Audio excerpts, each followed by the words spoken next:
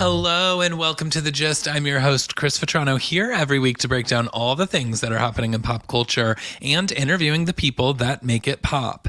And this week, guys, we're entering a new era of Real Housewives of Salt Lake City, because this episode, I am deep diving into this week's premiere episode.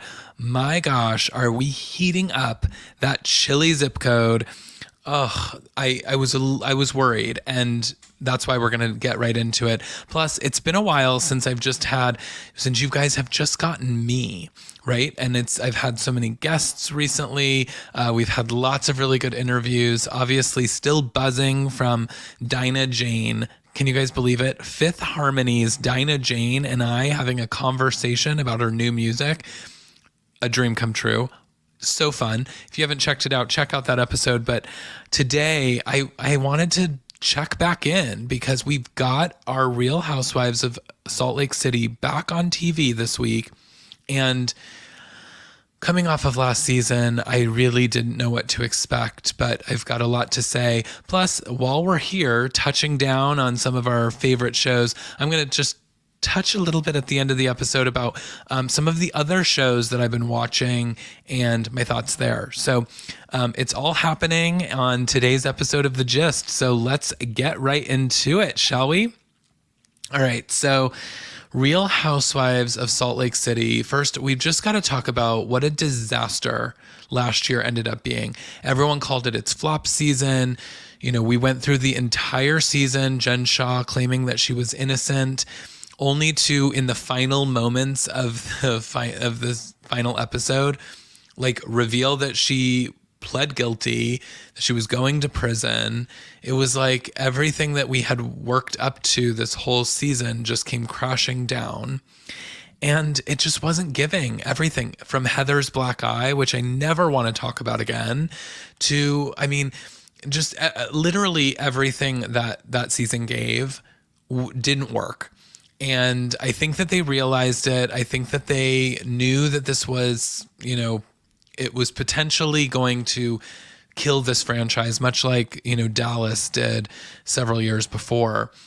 And so I think these ladies knew it. They were like, we've got to bring the heat to Salt Lake City. And man, are they melting those snowflakes left and right with this opening.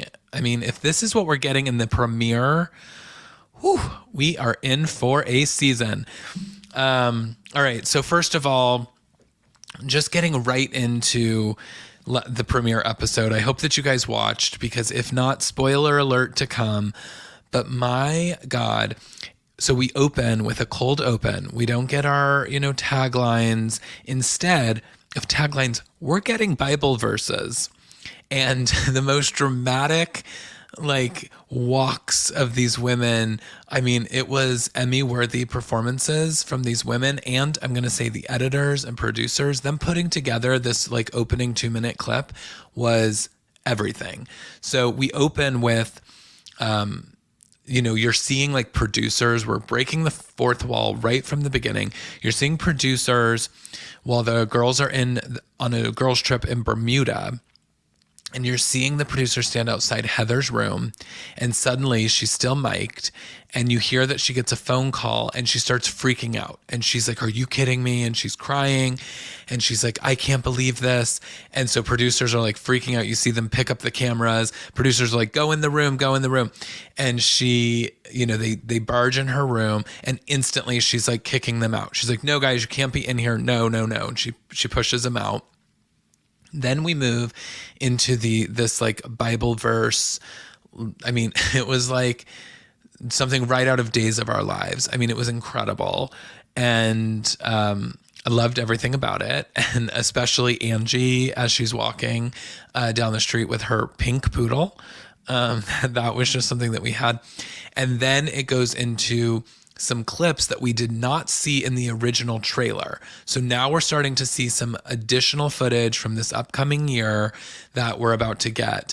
And it looks incredible. I was I could have ended the episode right there and told you guys that this was way better than anything we got from last season. But most importantly, Meredith at the end when she's just, you can leave. Oh, it was everything. It was everything. So, loved it. So excited for what's to come. But obviously then we have to rewind. We go to 4 months earlier and we are right with our queen of Sundance.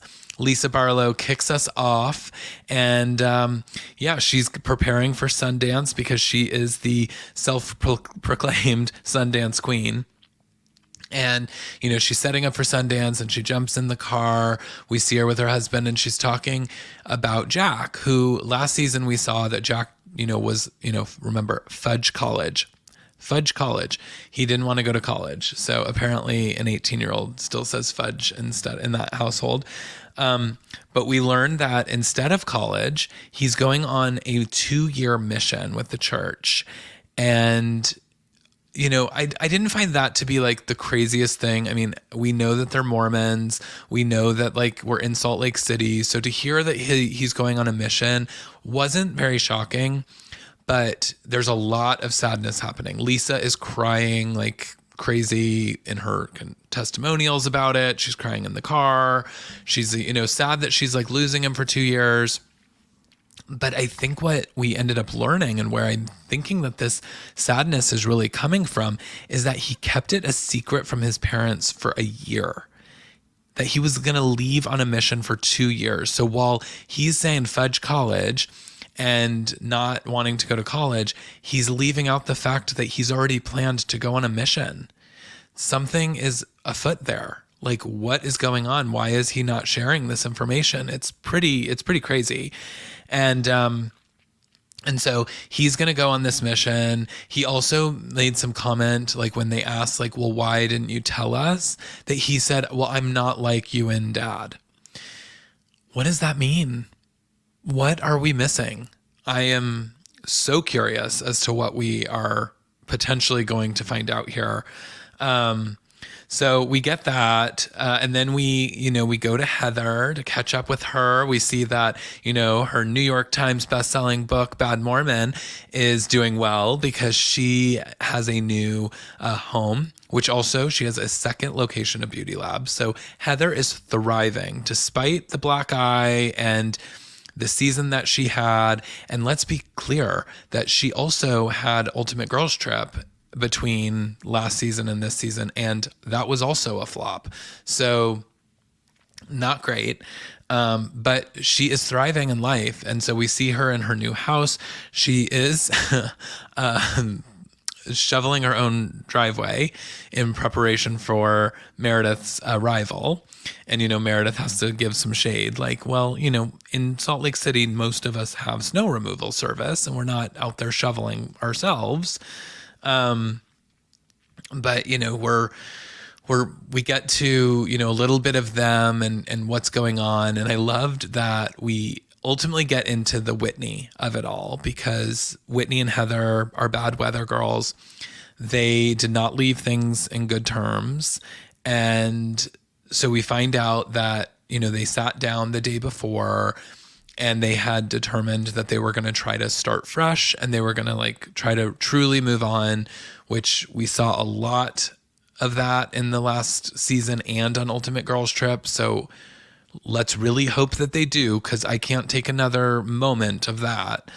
But they rehashed that. And then we learned that while Heather's ready to move on with Whitney, Meredith is not. Meredith has now turned on Whitney because of some comments that she made with regard to her bathtub, and that she thought that taking a bath was creepy. And I just have to say that while she's reading the, what was it, New York Post or something article that interviewed Whitney, and she's trying to do a Whitney impersonation, but I'm sorry, when you have Meredith Marks' voice, you can't do a Whitney Rose. It was everything. So she's trying to do Whitney's impression, talking about how being in the bathtub is creepy and how she's so offended. And Heather's laughing the whole time, thinking that this is all a big joke and that Meredith is just getting that this is kind of shady. And then she realizes that Meredith is actually super pissed. So she's like, "Oh, we're actually like having a problem here." So that was a great moment. And then we get to the return of Mary Cosby. She is arriving at Meredith Marks' store to check in with her and have a little lunch. Oh my gosh. Guys, I didn't know how I was going to feel when I heard that Mary Cosby was back as a friend of. Let's not forget that she did not show up for the season 2 reunion. And in true Housewives fashion, Lisa Vanderpump, Adrienne Maloof, like these people have not been asked back because they chose not to finish out filming their seasons. And Andy has always said that's the kiss of death. So, last season was bad if they're breaking all the rules for Mary Cosby, because I'm going to say it. Mary Cosby is problematic. Like the things that come out of her mouth, she's definitely going to be canceled. But what I also realized is, my God, we needed her. Oh my God. She is the comic relief that this cast needs. I think Heather last season, I think that was part of Heather's downfall, is that I think Heather thought she was the comic relief. And what we're actually coming to find is that it was Mary Cosby all this time. I mean, the things that she says are just so wild and outlandish. I loved it. I mean, we're trying to get caught up with her. She's talking about her son. She's like, oh yeah, he's got a girlfriend who people are telling me that he's got a wife. And the producers are like, you didn't ask him? And she's like, I haven't been able to yet. I mean, finding out if your son has a wife, and then learning that her husband, Robert Sr., has been in Vegas for 6 months and had just returned. And so again, producers are like, oh, and how was that for you? And she was like, great. It's just like, not sad that her husband's gone for 6 months. It's like, that sounds right to her. So glad to have her back. She wanted to kind of deep dive with Meredith on like what was going on with Jen. Meredith kind of shut it down, was like, I really don't think there's anything more to talk about. She's in prison. She's serving her time. Like, we're all going to have to move on now. But Mary was like, it's karma, and karma got her. And so, in true Mary fashion. So we've got that. And then let's see, where did we go from there? We went to Angie. So Angie, friend of Angie, who Jen Shah, spilled her champagne on her head last year. Angie, who also last year, I'm going to just say it, Angie was so desperate. She was so thirsty. She was so clear she was vying for a full-time spot last year, did not get it. And, there were certain moments where I really saw something in Angie where I was like, okay, she does hold the ladies accountable. She can go toe-to-toe with them. But it was the thirst that was like really bothering me. And so I didn't think that like we'd get her back, especially because she was, friend of Jen Shah, who's now not on the show. But we got Angie back, and she is a full-time housewife. And not only that, but she's got her own friend who is also a full-time housewife. And so we're getting a little bit of this. So we Angie arrives to her brunch or lunch with the girls, and Lisa Barlow is coming. We learn that Lisa and Angie are like talking about how they're besties, which I don't really remember that. Like, did they become besties last year, or is this now the new narrative for this season? I'm not sure. Time will tell. But what we do meet is we meet our new housewife, Monica. Okay. There's a lot to unpack with Monica. First of all, love her, I think. It's too early to tell. I get nervous when I make these kind of like sweeping remarks because I'm not quite sure, because we're only one episode in, but I think I love her. And I'm getting Jennifer Aiden vibes from New Jersey. And not in the like grandiose, has 19 bathrooms and all of that. Although I get a little bit of like Jen Aiden from her confessionals. Like they both seem like they're shopping in the same closet. But I, more importantly, am like she just speaks her mind. Like she is not afraid to just say whatever is on her mind. She is, and there's so much to unpack here. I mean, really so much to unpack. You know, we learn that she was, I guess, Jen Shah's assistant at one point. She said her assistant like quit or something. And so she stepped in to help. And then Jen Shah apparently says, do you want to make $600,000 a year? You just need to sign all these like documents to take on all of this extra stuff. And we then learn that she calls her friend in the Secret Service to be like, this seems shady. Should I move forward with this? And the Secret Service was like, yeah, no, she's about to go to prison. And 2 months later, she was. And apparently Monica was a witness in her federal trial. I mean, what? I mean, WTF, seriously. It's insane and incredible. And it's like we couldn't have Jen Shah on this season, so we ended up getting the girl that's going to give away all of Jen Shah's secrets. It's amazing. Like, well done, bravo producers. This was a great casting choice.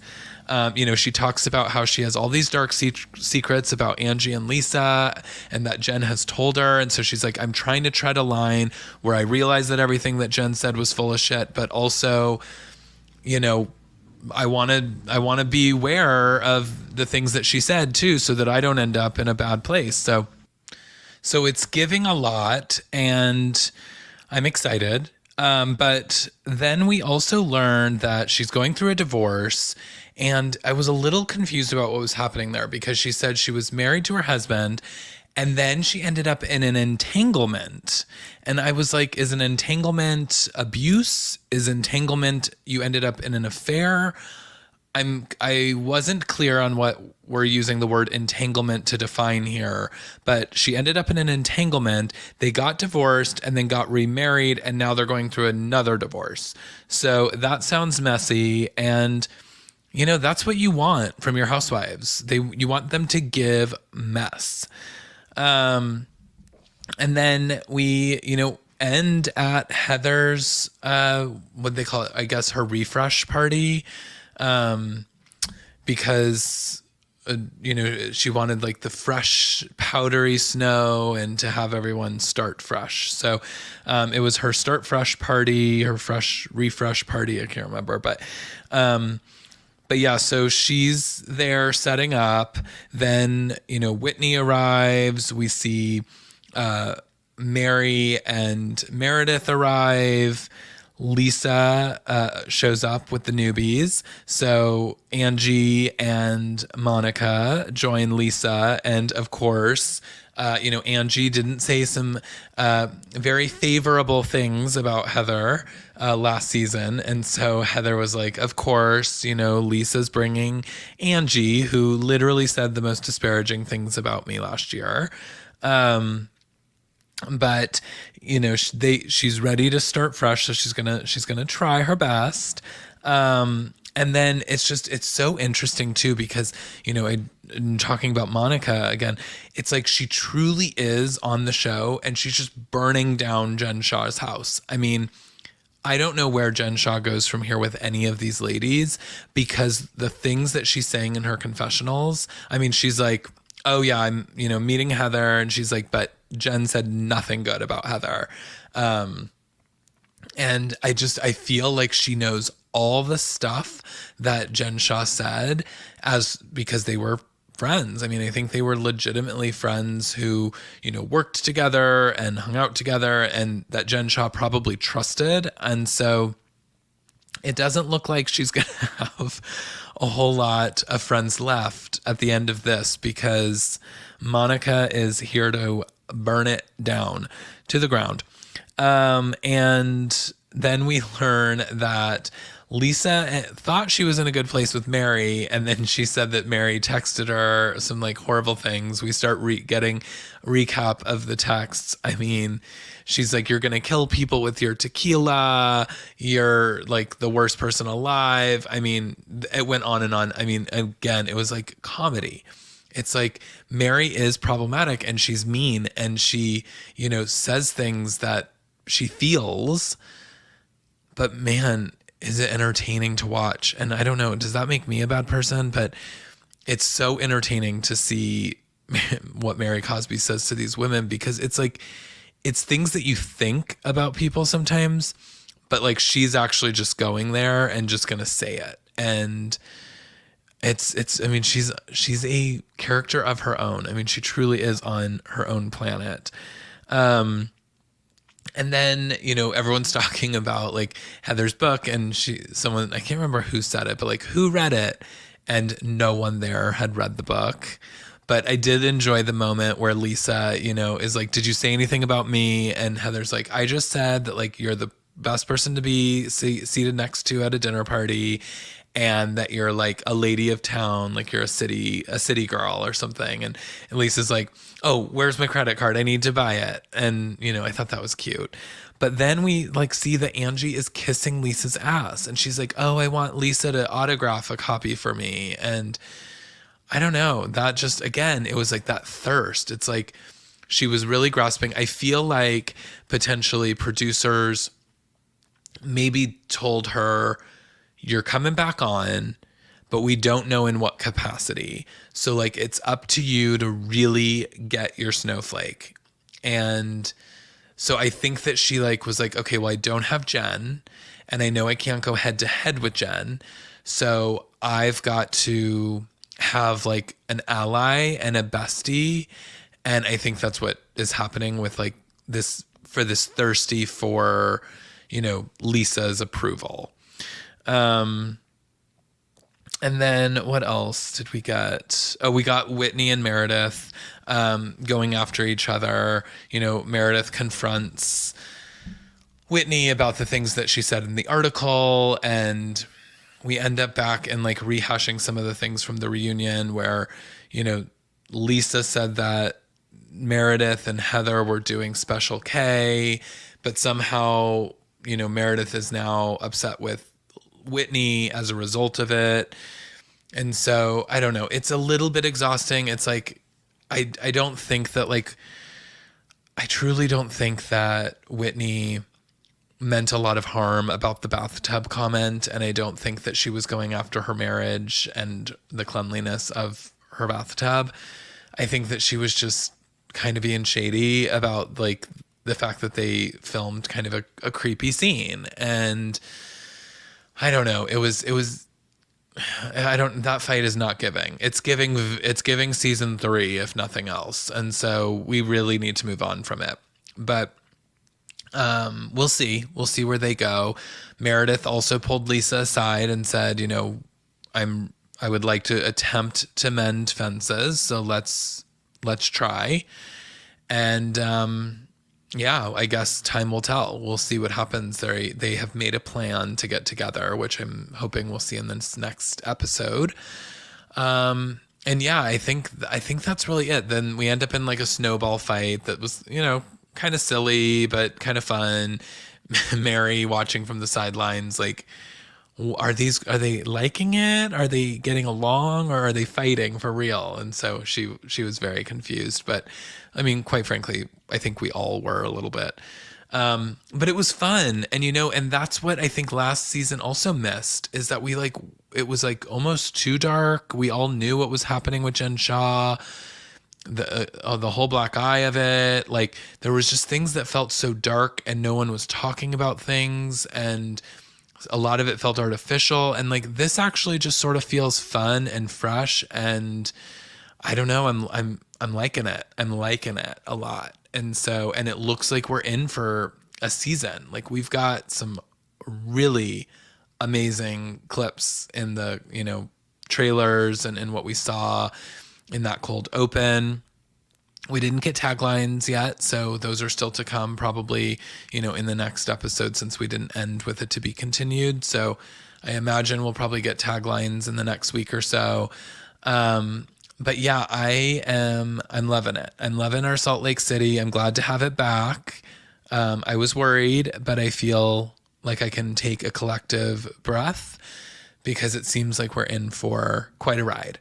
So I'd love to know your guys' thoughts. Sound off in the comments and find me on socials, because I would love to just know what you guys thought of this premiere. Oh, my last comment that I made, I did make a little note of that, is like Whitney didn't get an edit in the premiere, which I thought was very interesting. She, we knew that she had kind of like buddied up with Lisa and that she was like besties with Lisa, but we didn't see any of that. I mean, they didn't even interact, I don't think, at Heather's party. So it's like, is there something that happened that we missed? Why are they not, besties now? What has gone on? But even the fact that like we've gotten nothing with Whitney at home there, usually at the start of every season we get like a little montage of each of the housewives and like what's happened. We got Heather shoveling the snow, but we learn about Beauty Lab, and we see that where she's at with the girls, and that she's got the New York Times bestseller. And so we're getting like a little bit of everything from that. And I felt like we didn't get that from Whitney at all. Like there really wasn't anything. She was in a flashback scene with Heather, and then she was, at the party. And very strange because, she's such a staple of the show in previous seasons. And so I'm wondering if that's like, something to come, is we're going to learn more. I don't know, because I was just surprised not to have seen her really with much of a presence in this premiere. But maybe I didn't need her because I loved the premiere. So we shall see. But yeah, so sound off. Let me know what you guys are thinking there. And then since we're here and since we're, gabbing about Bravo, I figured I would just touch down because, as you remember, I was doing my Bravo breakdowns pretty regularly. And I just I think with all the Scandival and everything that was going on, I wasn't feeling it. I was feeling like a lot of the shows weren't giving life. Scandival was exhausting. It was hard to keep up. And so I kind of took a bit of a break. And so the last time we recapped was the premiere of Real Housewives of New York. And so touching in on where we're at with them, still loving it. I thought it was really fresh. I was really excited for the new cast. I think that they all bring some really amazing things. But I'm still loving it. And I, again, want to know what you guys are thinking. I see the tides are turning a little bit on Jenna. She came in strong. She came in kind of the matriarch. Everyone was sort of looking to her. She's clearly, the richest. She's got, the most kind of clout. And now we're starting to see the jealousy side of that kick in. And we're seeing the girls sort of turn on her a bit. Oh, she can't fly coach and she has to go on the girls trip 2 days early to get massages and kick off her vacation early. It's yeah, but also Jenna Lyons is busy, girl. She's busy. Basically we learned she's reinventing Rockefeller Center and bringing life back to it. And, it's she's a serious staple. And so the girls are going a little hard. But I'm just trying to think the touchstones. I like all the girls, I think. I think in my original sort of recap of the premiere, I was oh yeah, Jessel can go. She's giving nothing. I'm actually realizing that Jessel is a bit problematic, but in sort of the best way, the way that old school Ramona used to be, where she would say the thing where she would tell Bethany, that she was never going to find love on the bridge and not realize how offensive that was. That's what Jessel's giving. She's just sort of saying what's coming to mind, but not realizing how offensive she's coming off. Also very curious about what's happening with that husband who has to go to Vietnam for a banh mi sandwich. I wish that he would just be hey, I need to figure out a trip so that we get to our next status on our mileage points or whatever it is, because it makes no sense. You're going to Vietnam for 3 days. It's going to take you almost that to travel. And so he's excited about a banh mi sandwich. The fact that we just sort of dipped into that and didn't dive in, I was very curious. But love Erin. She gives great energy. She gives great housewife. Brynn, I loved in the beginning. it's all coming off a little too much at times. Like she's really trying to lean on this like flirty comedy girl that like I don't know. I actually want to see Bryn be a little bit more vulnerable the way that she has with opening up about her childhood. So I'd love to see more of that. Sai, Sai is Sai. She's an influencer who has a lot of opinions and she's probably moving to the bottom of my list. Like I feel like she'll be seated furthest away from Andy at the reunion. But I'm liking what these ladies are giving, and Uba is incredible. I feel like I kind of like forget about her though because she was out of a couple of episodes. I feel because she had COVID and she hasn't been delivering a lot of like, she's fun. She's like easy to watch, obviously gorgeous, but I feel like we have only scratched the surface with her. So, but I want more. But yeah, I'm loving the season. I think that it's exactly what we needed in a fresh take of Roni. I'm hearing rumors that like they're already talking that they might try to start folding in some legacy cast members in the future. Leah McSweeney is one of the names that I've heard. I don't think that needs to happen, but we'll see. We've still got some of the season left. We've got a reunion, so we've still got some meat on this bone.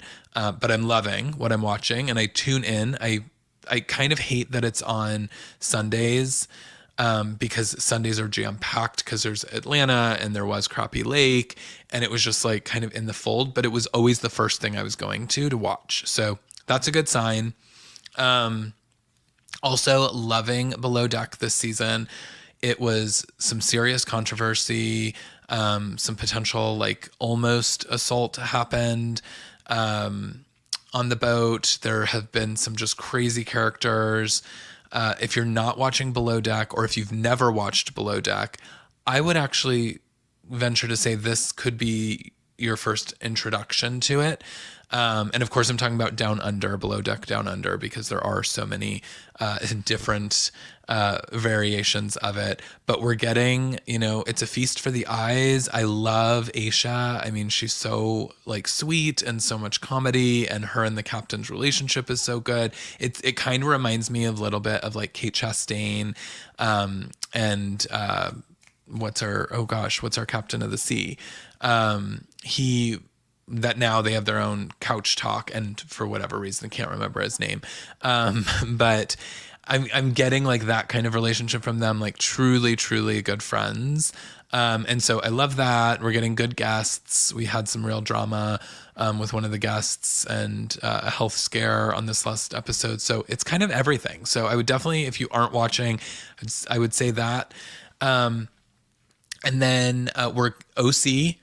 And by the way, this week, guys, can you believe we have Atlanta, New York, Salt Lake City, and OC. We have all 4 housewives running this week. Like this is, I mean, a lot, but also just enough for me. I love it. But OC is giving. I said in the early part I wasn't sure if OC really had anything. I think OC doesn't have a headline moment that's really going to happen this season, but I'm okay with it. It feels like a palate cleanser. It feels like, I can digest each episode. And I mean, Tamra coming back can be a little thirsty at times. She's very aware of her like place to sort of like push storyline. And I always worry when a housewife gets too involved in that. So we'll see what happens there. And then, and I think that we've still got some meat on that bone as well. So we'll see what ends up happening. But I think all in all, it's a good season. I'm not upset about it. And then flipping to Atlanta, which we're now in the reunion. I mean, what a horrible season. They are having their flop era right now. This cast is not working. So far, this reunion has been chaos. Like, I literally was watching it on Sunday, I was watching it on Monday, Labor Day, and I like literally had to keep checking to see how much time was left. I was like, why does this feel like it's been on for 3 hours? It was dragging. And I don't normally feel that way about a reunion. Those are my favorite. And I just was like ready to call it. Yeah, it's just, it's not the right cast. It's not the right players. And I mean that from the production standpoint as well. I think like they're not going after the right storylines. There's too much of nothing, really. That's really all I can say. There's too much of nothing. I think we got something with like the Drew Ralph divorce, but we got that in the last like 15 seconds of the show. And yeah, it's kind of playing out like the whole Jen Shah on Salt Lake City thing. It's just like, we waited all season for nothing. And now we're here at the reunion and everyone's just like screaming over each other, but about nothing. And so I'm just like, I don't think we have anything here. We're really due for some kind of a reboot of that cast. And I know rumors are out that they're recasting the whole thing. I've heard that they're, have only signed on for another two or three of the current cast members to return. But I think all of that is hearsay and we'll see. It's just not doing what it needs to do. So, Atlanta is a snooze. But I hope that we get our, old school Atlanta back in some capacity in the next season. Otherwise, I am still riding high on the Barbie movie. If you guys haven't seen it, amazing movie. Definitely for any of the ladies out there. It's not cheesy. You will love it. You will cry. Amazing movie. Righteous Gemstones on HBO. If you are not watching it, what are you doing? Like, you have to watch the show. It's so funny. It's so smart. It just makes me laugh. We actually finished season 3 and have already started a rewatch of season 1 and are going to take it through all 3 seasons again because it's so good. And I think that it's finally getting the legs and the attention that it needs and deserves. So, yeah. And then lastly, a bunch of you had like messaged me about Love Island and said that I must watch it because if I loved, the Bravo of it all, that I was going to absolutely love Love Island. What you guys failed to mention is how many episodes there are of this thing. So somebody dipped me in and said, okay, this is the season on the UK version of Love Island that you should watch to like introduce you to the whole thing. I was like hooked in the first like 2 episodes and I was like, oh yeah, I'm like in. And then suddenly I was like, okay, when is this thing over? It's so long. It is really interesting. It is a lot. But I found myself at the end sort of fast forwarding through a lot of like some of the scenes. It just kind of got repetitive. And then I got really sad at the end. I went to look up some of these people on Instagram to just see like, what are they up to now? Who's in their relationship still? Well, I think none of them were in a relationship still. I'm pretty sure all of them have ended their relationships, but the girls, none of them were recognizable. And that made me so sad because they already showed up on this show with, all the like face work and all the things. But to see like what the show has like done to them post seasons, it kind of was upsetting. So I'm dipping out of Love Island, but I promised you guys I would give it a try. I did. I went through all of, I think, season 7 UK right to the end and I gave it a try and I just don't know if it's for me. So yeah, but thank you for the recommendations. I mean, keep them coming. I'll keep watching things if you think I need to. But yeah, so Righteous Gemstones, the Barbie movie, Below Deck, and of course our Real Housewives. Please watch them. But guys, we've reached the end.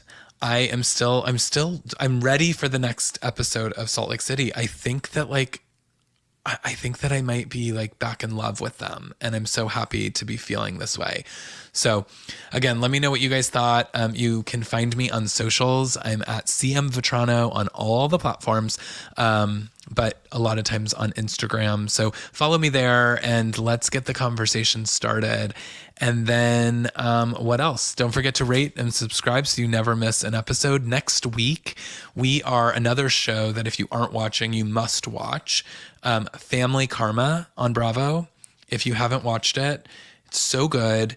It's not like your normal sort of ensemble show that we get like the Shaws and Vanderpump and Southern Charms, because we also get the parents and we get the parents drama. It's so good. And Amrit Kapai, who is on the series, he is joining me next week for a very fun conversation. So be sure that you tune in next week for that. But until then, I'm going to leave y'all and we're going to go ride the Salt Lake City high that we're all on into the weekend. But hope you all are doing well and having a great short week. And I will talk to you all soon. Bye.